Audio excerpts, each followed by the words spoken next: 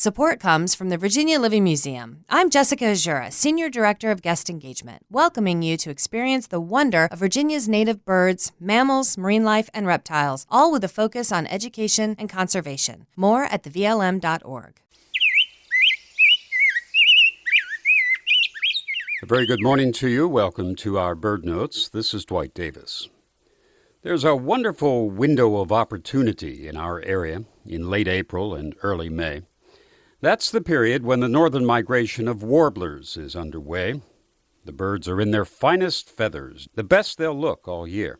And they're here, at least for a while, before flying on to Canada and points north. For 3 weeks or so, we have an opportunity to see these avian jewels. Birds like the Cape May warbler, the bay-breasted, the magnolia warbler, the black-throated blue, Wilson's warbler, and the prize of them all, the Blackburnian. But the window soon closes. These lovely transients are mostly gone by the time the blackpoll warbler's distinctive call is heard during the second week in May. Now, I think all birders should automatically be given the first week of May off from their jobs, so as not to miss the migrating warblers.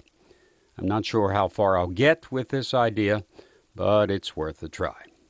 As exciting as warbler watching is, there are many other birds passing through that are worth looking for. One that always makes me sit up and take notice and smile is the Rose-breasted Grosbeak.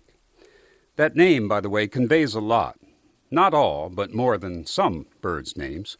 Grosbeaks have large bills, gross beaks, perfectly adapted for seed cracking and eating, like their finch relatives. As an aside, the red-breasted grosbeak eats a lot of insects and berries, too, in addition to seeds.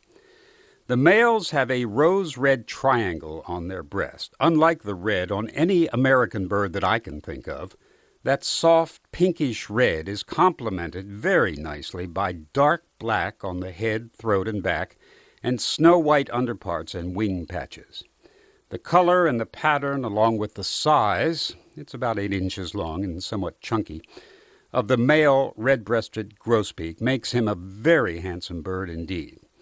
And add to that a beautiful warbling song, unlike warblers who do not warble sweetly in the springtime, and you have a bird guaranteed to brighten any May morning.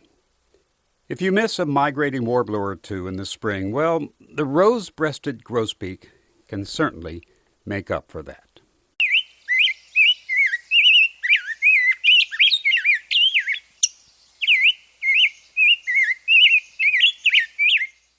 Support comes from the Virginia Living Museum. I'm Jessica Azura, Senior Director of Guest Engagement, welcoming you to experience the wonder of Virginia's native birds, mammals, marine life, and reptiles, all with a focus on education and conservation. More at thevlm.org.